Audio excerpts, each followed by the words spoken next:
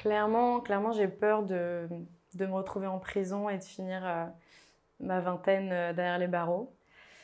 Euh, mais je crois que ce qui me fait le plus peur, vraiment, c'est l'état du monde qu'on laisse. Ça me fait vraiment peur.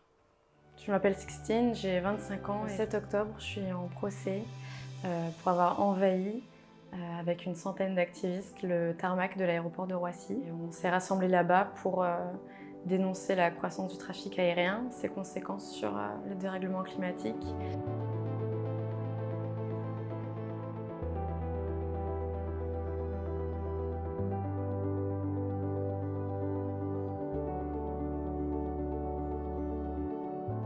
Je préfère éviter de me projeter dans comment ça va se passer parce que je pense que je serai de toute manière extrêmement surpris et totalement perturbé par les événements, de se retrouver quand même dans un tribunal accusé par un procureur de justice et menacé d'avoir une peine, un casier judiciaire. C'est quand même quelque chose qui n'est pas anodin. Je me sens à la fois stressé et un peu excité d'avoir une opportunité de porter notre message. Et en même temps, déjà, un peu une certaine fierté de faire partie de ça, quelque part. Je me sens assez sereine, en fait, pour aborder ce procès. Parce que je pense vraiment que notre action est légitime, qu'en tant que citoyen, on a finalement fait notre devoir et que c'est ce qu'on va expliquer au juge. Je sais pas. J'ai peur de ne pas me rendre compte de l'étendue du procès. J'ai peur de ne pas me rendre compte de l'impact sur ma vie personnelle.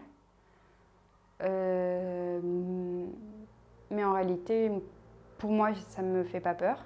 Ne rien faire est aujourd'hui infiniment plus risqué compte tenu de ce qui nous attend d'un point de vue environnemental, climatique, etc. Quand on met sur la balance les risques climatiques et les risques judiciaires s'effondrent complètement parce que c'est complètement dérisoire. Même si ça va être pénible parce que on va devoir passer devant les tribunaux, c'est quand même pas anodin. On se dit que c'est pour une bonne cause. On n'est jamais assez préparé pour un procès. Je pense qu'on n'est jamais assez confiant pour un procès. Donc,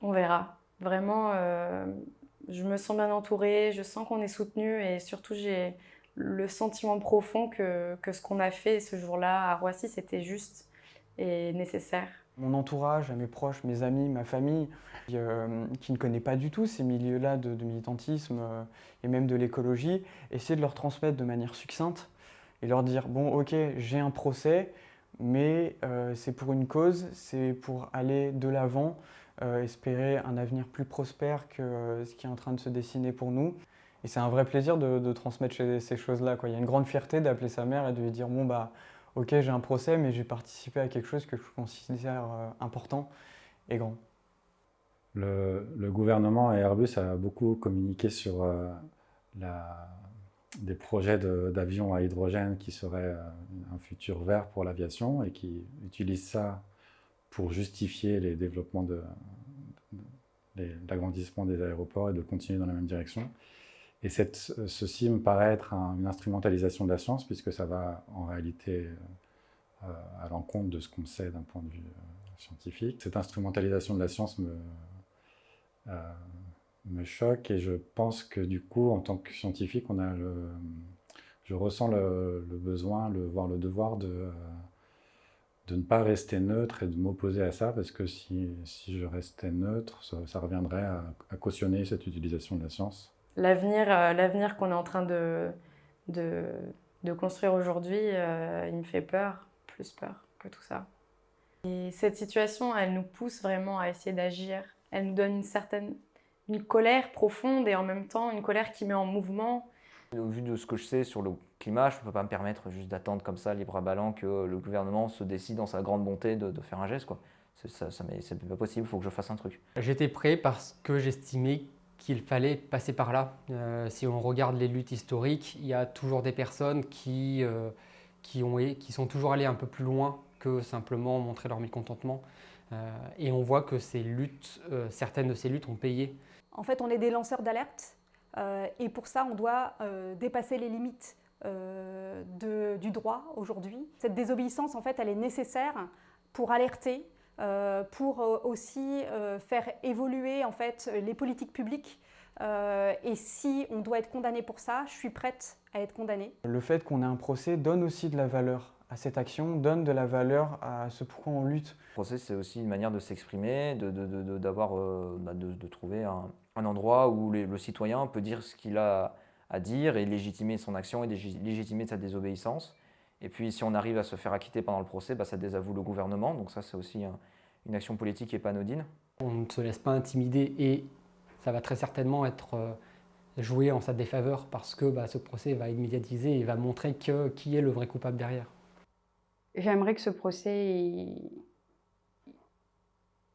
dépasse mes attentes pour que le message soit entendu. J'espère que le jour du procès, on pourra bien faire porter notre message. On aura vraiment l'occasion d'expliquer nos raisons et d'essayer de convaincre que nous étions légitimes. Et si possible, peut-être donner à d'autres l'envie de nous rejoindre. On va être 7 sur le banc des accusés ce jour-là, mais derrière nous, c'est tout un mouvement. C'est des milliers, des millions de personnes qui ont marché dans la rue, c'est des gens qui ont l'espoir que les choses s'arrangent, qu'on trouve une façon d'éviter ce monde à +2, +3, +6 degrés. Et ça rend fort. Et on ne se sent pas seul, quoi.